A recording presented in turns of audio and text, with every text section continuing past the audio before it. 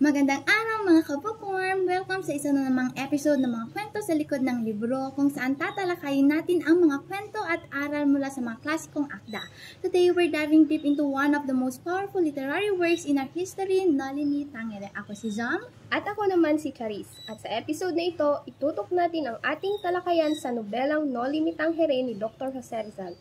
Lahat tayo sigurado ay may mga matutunan mula sa akdang ito. Kaya't excited kami na talakayin ito ng buo.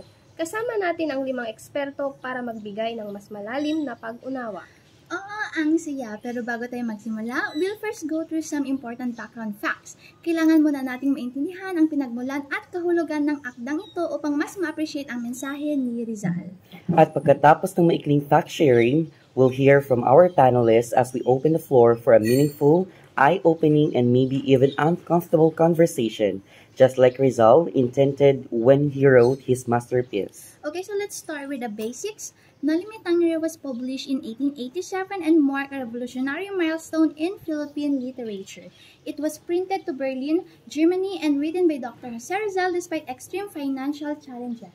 Ito ay sinulat sa wikang Espanyol, hindi dahil gusto ni Rizal na ipagmalaki ang kolonyal na wika, kundi para maabot mismo ang mga kapangyarihan, ang mga praile, opisyal at edukadong ilustrado.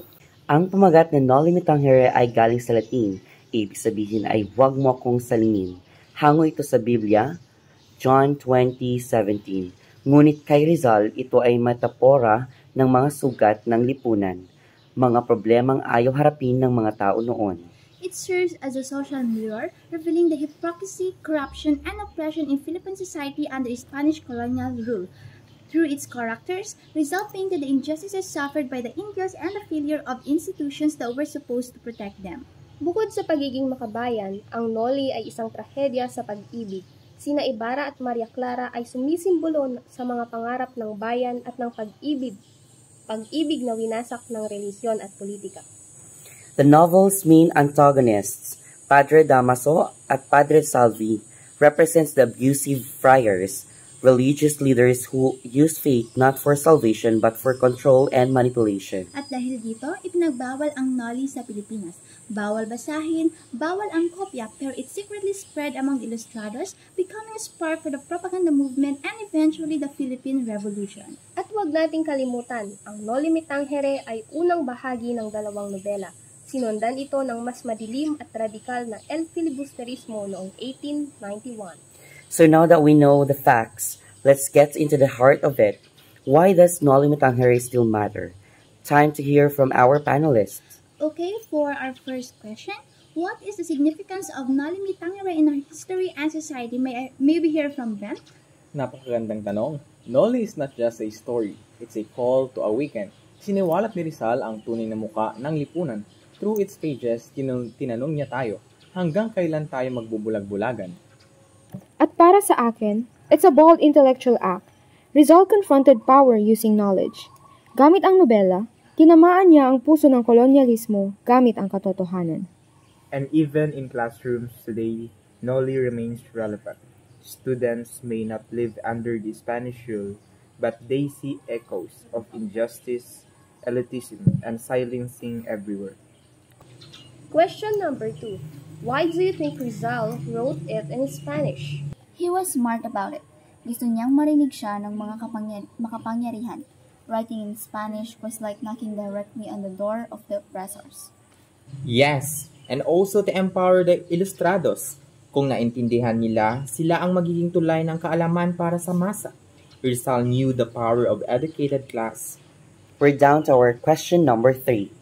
What are the social issues in the novel that we still face today? Corruption, abuse of religion, red tagging, social inequality, nandun pa rin lahat. Parang sumulat si Rizal sa panahon natin ngayon. Exactly. And look at Maria Clara's symbol of suppressed women. Until now, ang mga babae ay tila kailangan pa rin ikulong sa expectations ng lipunan. Now let's hear from our question number 4. How can today's youth relate to or learn from Noli Me Tangere? Courage, Rizal faced exile and death, pero hindi siya tumigil sa panulat.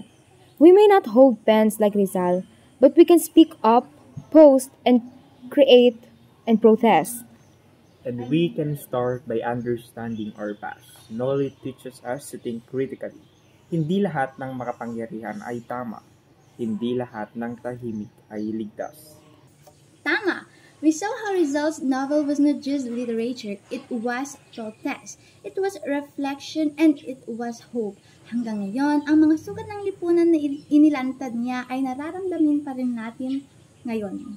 But now, it's time to go deeper. Sa susunod na bahagi ng ating talakayan, uunahin muna natin ang mga tauhan ng nobela. Crisostomo Ibarra, Maria Clara, Elias, Sisa, at iba pa. These characters are not just fictional, they represent real voices, real struggles. Yes! Bago tayo tumalan sa mga pangyayari sa nobela, kilalanin muna natin kung sino ang mga gumagalaw sa mundong ito. We'll examine their roles, personalities, and what they reveal about society, love, justice, identity, and power. So kung handa na kayong makilalang bawat tauhang ginamit ni Rizal upang gisingin ang bayan, kami rin ay handa ng ilahad ang kahalagan nila sa nobela. Their stories reflect the soul of the Filipino struggle. Let's now begin by discussing the characters of Noli Me Tangere, the people behind the revolution of thought, before we dive into the plot that binds them together. Tuloy na po tayo sa mas malalim na pagkilatis sa mga tauhan ng Noli Me Tangere. Tara, kilalanin muna natin sila.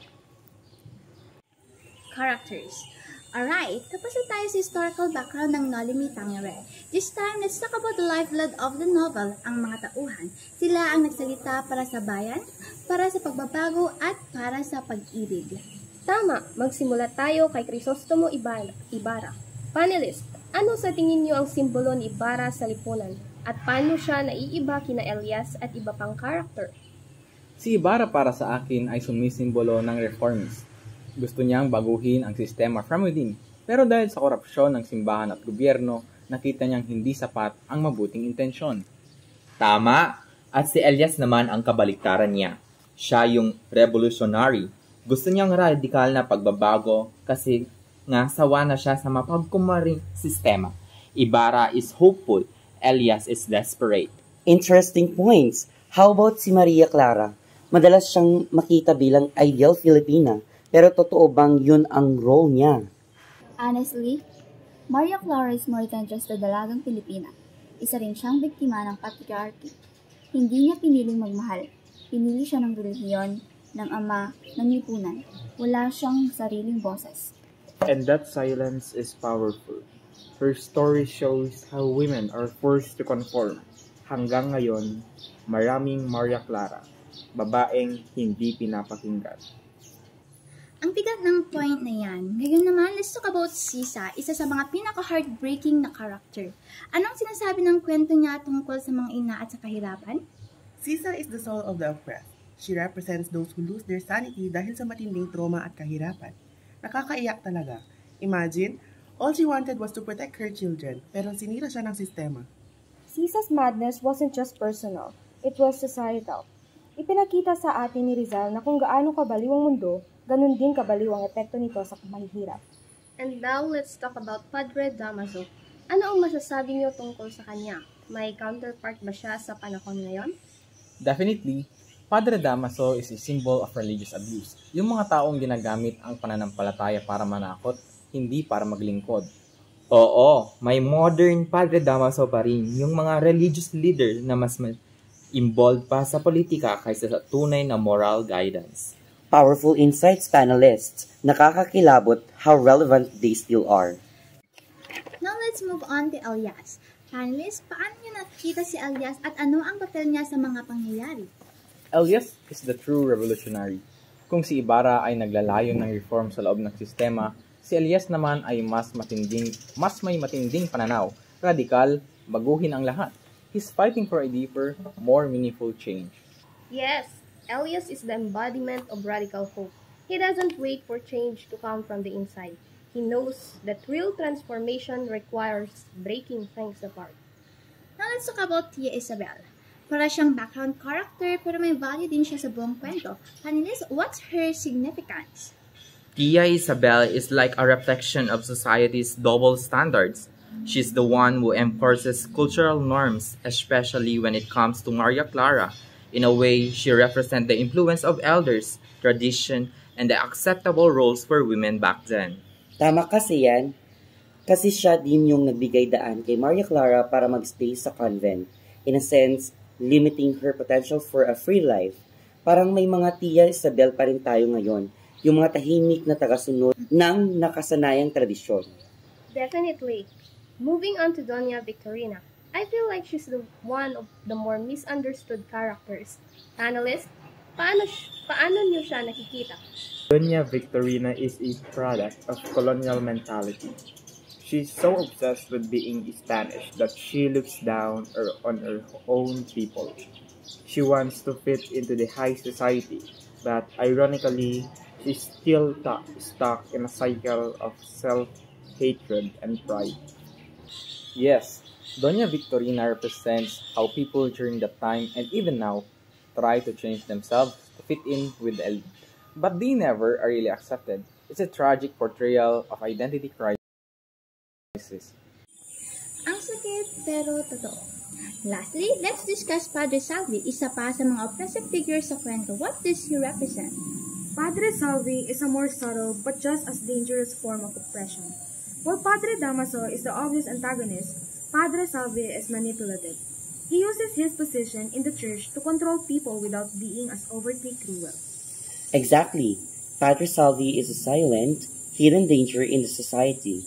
He's an example of how some oppressors are quietly pulling the strings in the background without anyone really noticing until it's too late.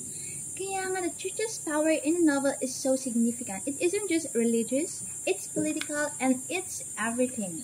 And that's why the characters in Noli Me Tangere are so layered. They don't just represent individuals. They symbolize larger societal issues that continue to affect us. Absolutely. Alright, I think we've covered a lot of ground with the characters. Now that we know who they are and what they represent, let's dive into the plot of the novel and how it ties everything together. Stay tuned! We're about to break down the events that changed the course of history in the next segment of Mga Kwento sa Likod ng Libro. Interpretation, chapters 1 to 21. Let's now begin to the story proper discussion and interpretation of Noli Me Tangere, where fiction becomes truth and history continues to echo.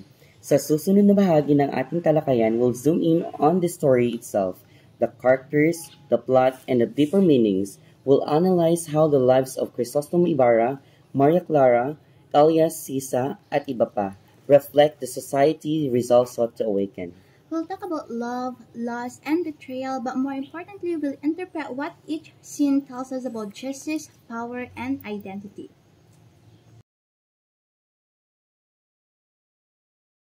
So kung handa na kayong maglakbay sa loob ng nobela mismo, handa na rin kaming talakayin ang bawat eksenang bumubuo sa Noli Me Tangere.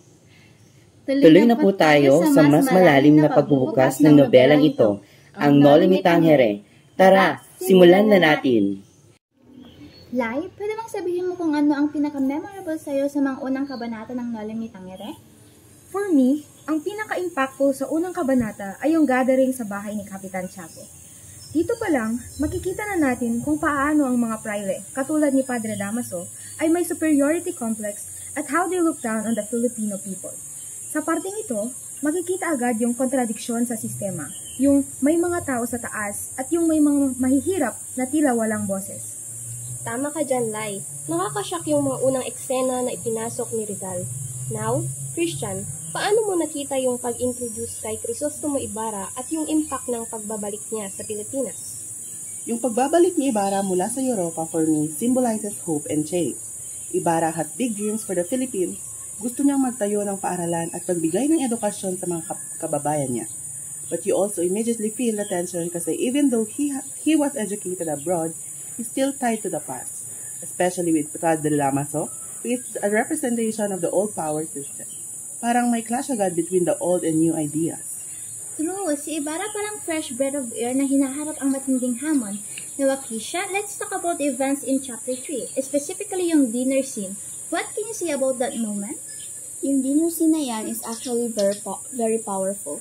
Dito natin nakikita kung paano ang mga praile tulad ni Padre Damaso ay may manipulative powers. While Ibarra tried to keep his composure, You can feel the tension in the room. Si Padre Damaso, he's trying to belittle Ibarra the whole time. Pero Ibarra, he stayed calm and didn't react immediately.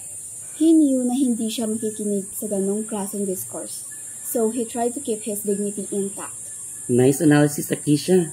Now, Georgie, pag-usapan naman natin yung mga nangyari sa chapters 4 to 6. Yung pagtuklas ni Ibarra tungkol sa nangyari sa kanyang ama at ang sitwasyon ni Maria Clara. How do you interpret these developments? The chapters really show the beginning of Ibarra's internal conflict. When he learns about his father's unjust imprisonment and death, nag-ignite yung galit niya.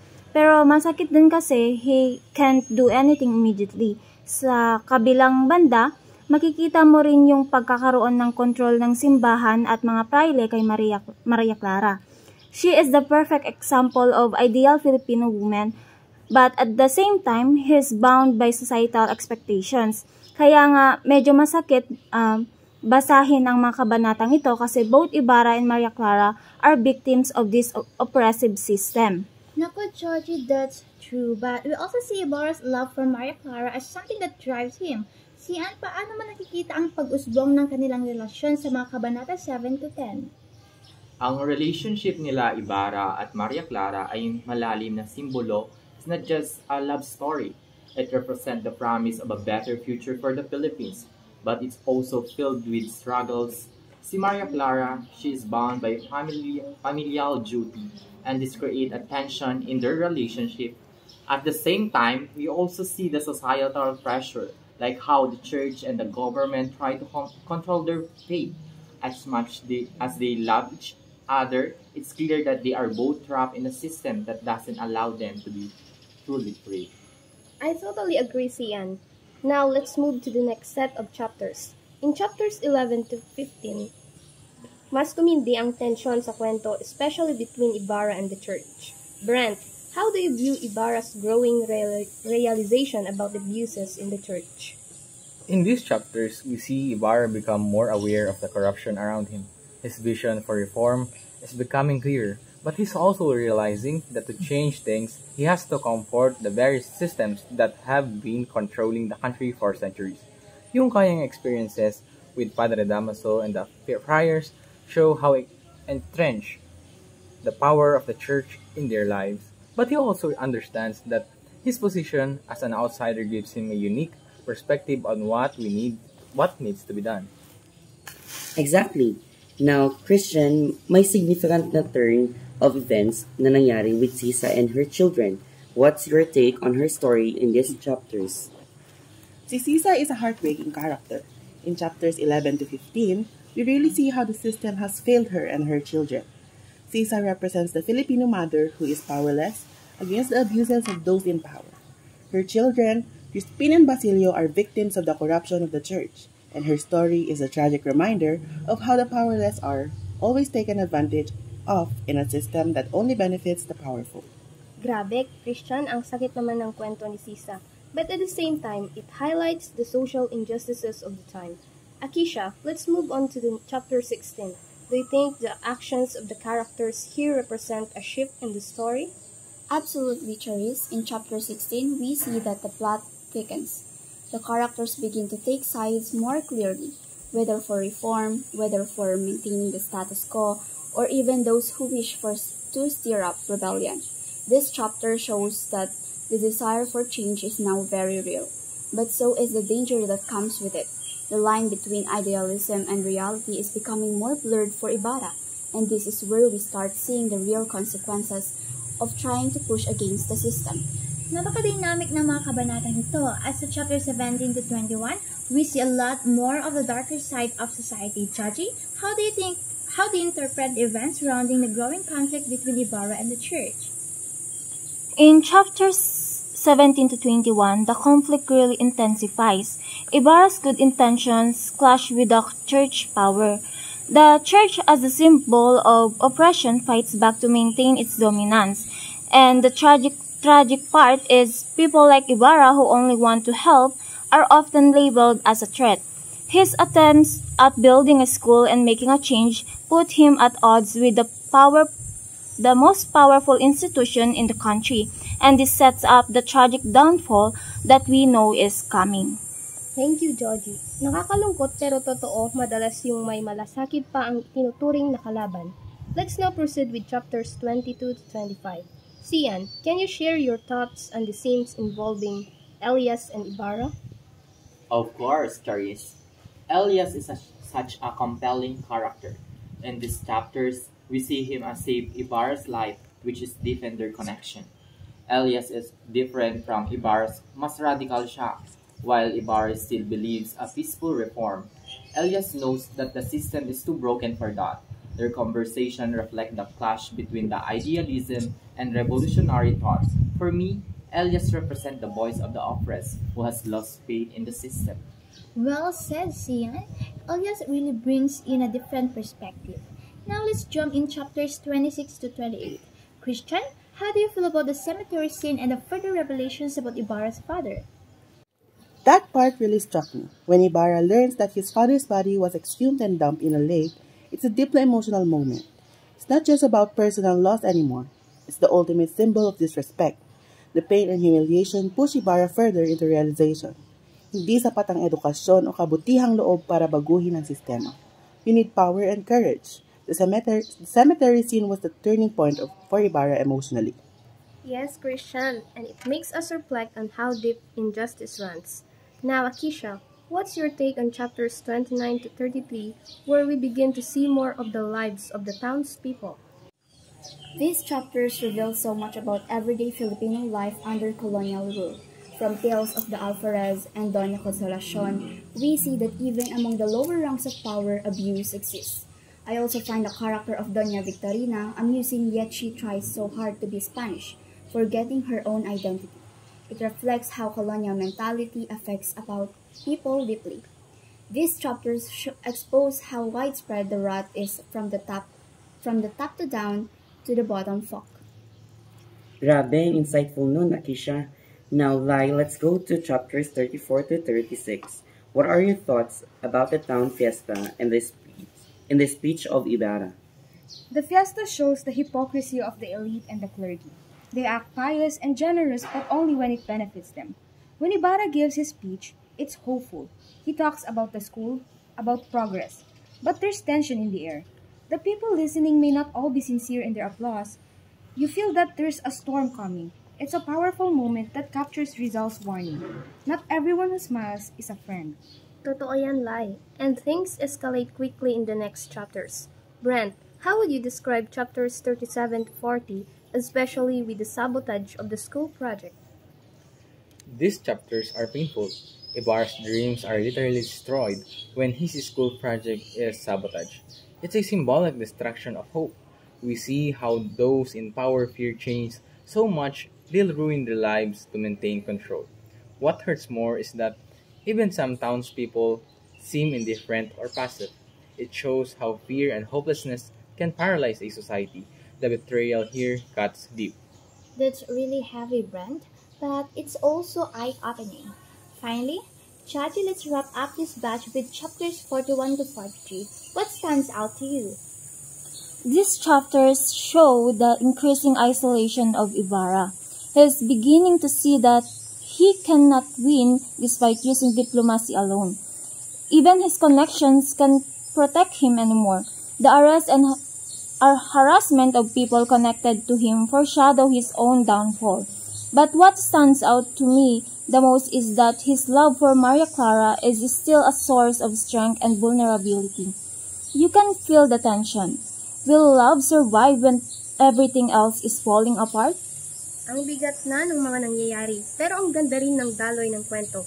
Rizal really knew how to peel the layers of society. Sa susunod na diskusyon, let's explore chapters 44 onwards. Ready na ba kayo?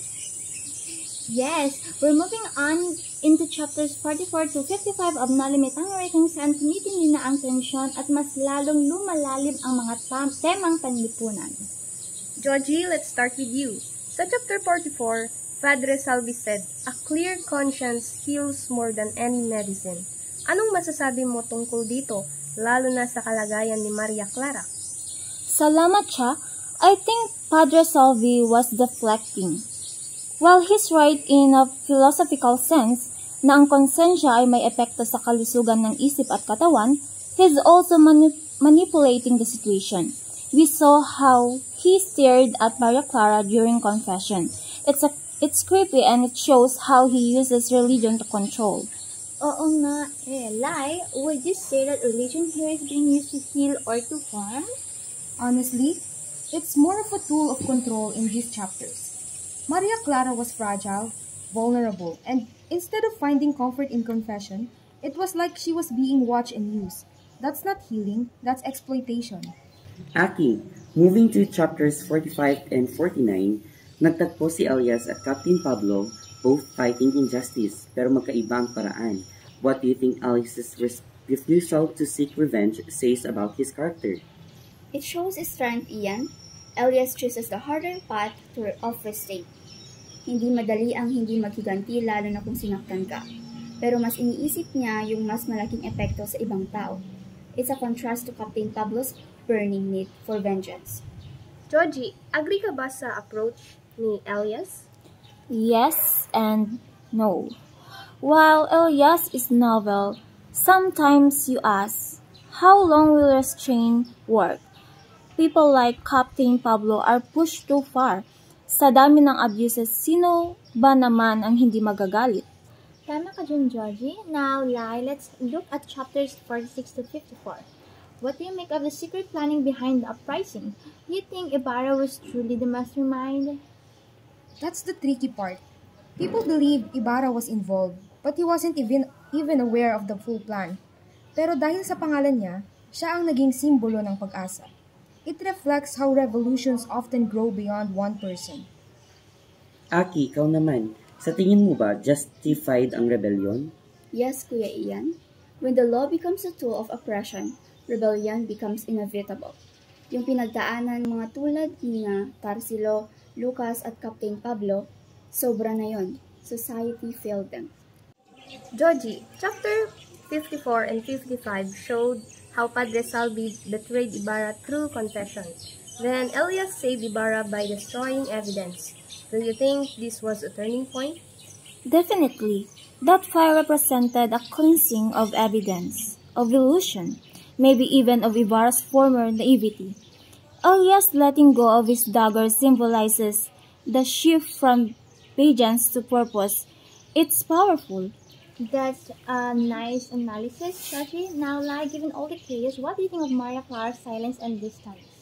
She was caught between duty and love. Society didn't allow her to fight openly like Elias or Ibarra. Her silence speaks volumes. It's a form of passive resistance and sorrow. Moving on, para bigyan tayo ng mas malalim na pananaw sa mga temang ito, let's start with chapter 56, Rumors and Belief. Georgie, anong masasabi mo sa epekto ng mga chismis sa lipunan ng San Diego? Isa ito sa mga pinakamakapangyarihang bahagi ng nobela. Ipinakita dito kung gaano kabilis kumalat ang chismis na parang apoy na nakakasira sa reputasyon ng isang tao gaya ni Ibarra. Hindi mahalaga kung totoo o hindi ang balita. Ang mahalaga ay kung paano ito pinaniniwalaan ng mga tao.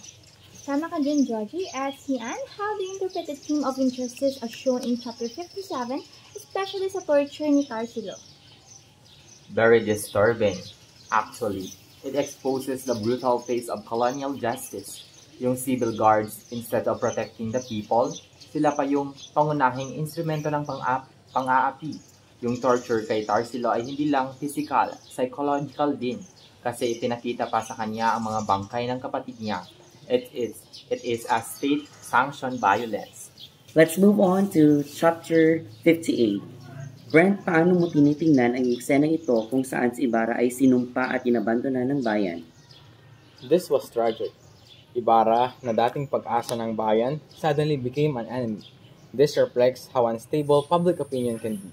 Society is quick to condemn, especially when fear is involved. His transformation from hero to heretic shows how truth can be buried under fear and propaganda. Ang sakit isipin, no? And yet, this really happens even in real life.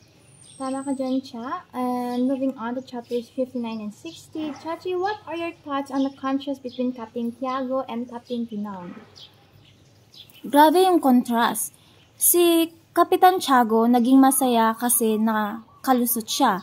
Samantalang si Tinong, kahit walang kasalanan, natakot, nagkasakit. It shows how those in power manipulate fear to maintain their position while the common people suffer in silence. Now, Sian, let's talk about the emotional reunion of Maria Clara and Ibarra sa azotea. What's the significance of this scene? This was the last moment of true love and freedom for both characters. Maria Clara finally confesses na she was forced into the marriage and never stopped loving Ibarra. Pero sa huli, parang wala pa rin siyang tunay na kalayaan. That's the real tragedy. Yung pagmamahal na hindi kayang ilaban sa masamang sistema. Thank you, Sian. And Brent, tell us about the symbolism sa pagtakas ni Ibarra at Elias sa chapter 61. The chase on the lake symbolizes resistance and escape from oppression. Yung pagtalon ni Elias sa tubig habang umaambon ng bala is very cinematic, but also meaningful.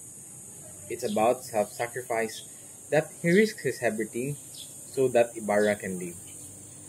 Chapter 62 is another emotional one, Padre Damaso's moment of remorse. Joji, do you think sincere siya? It's hard to say. I think partially sincere siya, especially when he chose Maria Clara's wish over his pride. Pero too late na. His earlier actions caused irreversible pain. It shows na kahit ang makapangyarihan ay may hangganan din.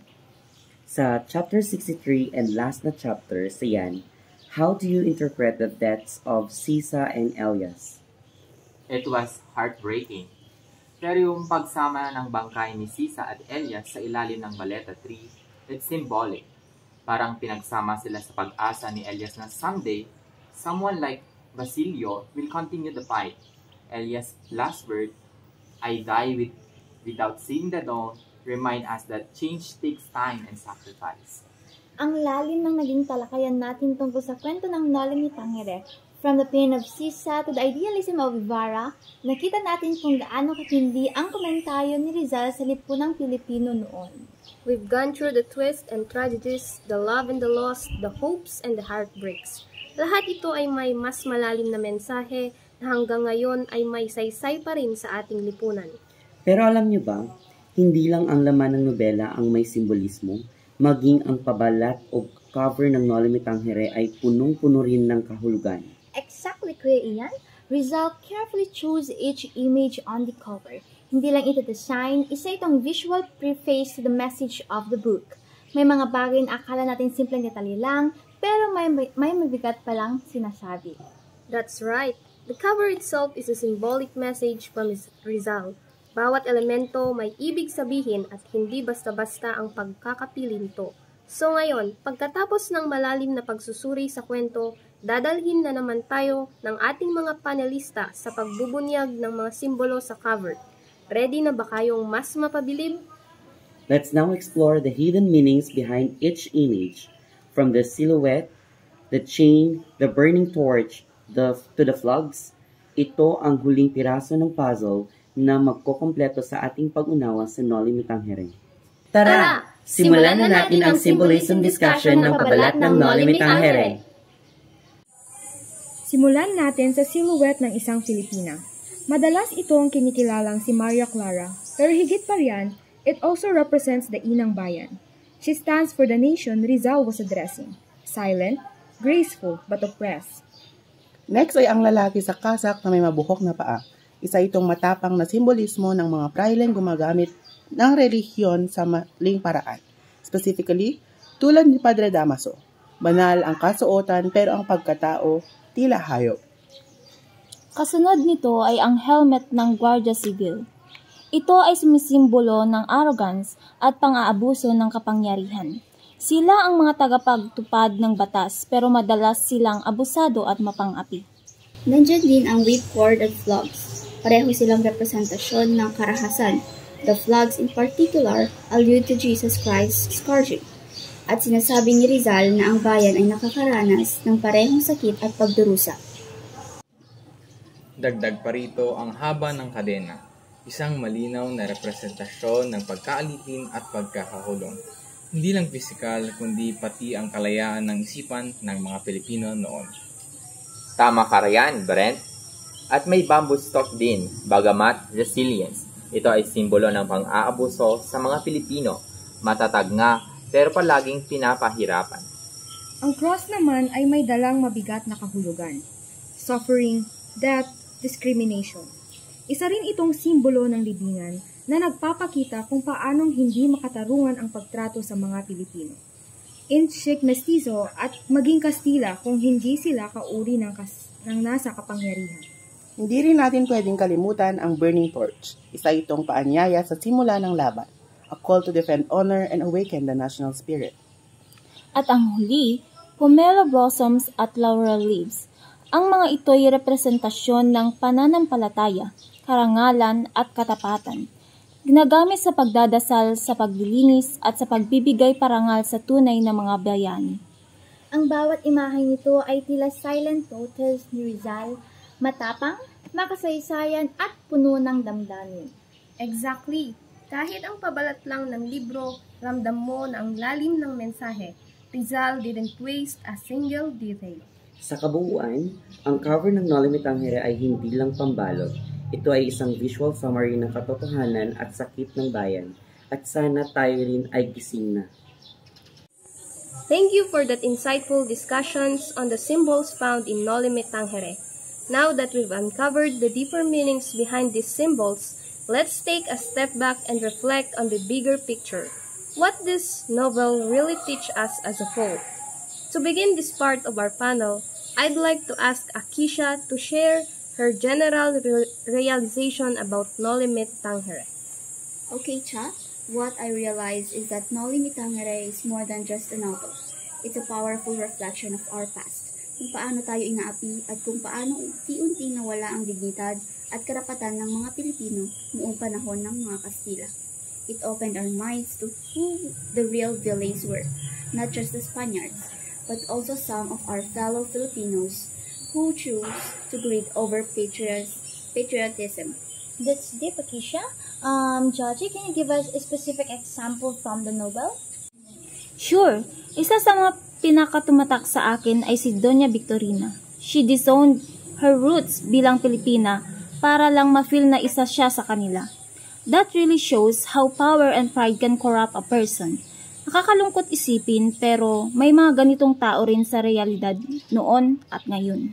Speaking of ngayon, sa tingin mo, Christian, relevant pa rin ba ang Noli Me Tangere sa panahon natin ngayon? Yes, definitely. Actually, Noli made me realize na may mga pagkakahawig ang nakaraan sa kasalukuyan. Corruption, abuse of power, blind obedience, lahat yan nangyari noon at nangyari pa rin ngayon. The book helps us understand where we came from para hindi na natin ulitin ang mga pagkakamali. That's a great point. Pero Lai, may iba kasi na nagsasabing ang Noli Me Tangere ay tungkol lang sa pananakop ng Kastila. What would you say to them? I would say na Noli is much deeper than that. Hindi lang ito tungkol sa Spaniards, it's about identity, betrayal, resistance, and self-realization. It's a reminder that sometimes, ang tunay na kaaway ay nasa loob din ng bayan. Hindi lang mga dayuhan ang nananakop sa atin, kundi pati na rin ang mga Pilipinong pinili ang kapangyarihan kaysa bayan. I really like that, Lai.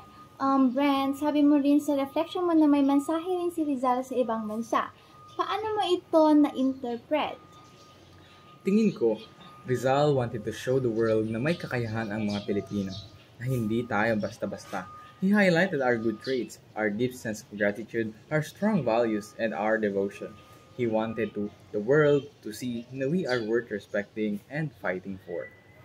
How about you, Zian? Kung may isang aral kang gustong baunin mula sa Noli Me Tangere, ano ito?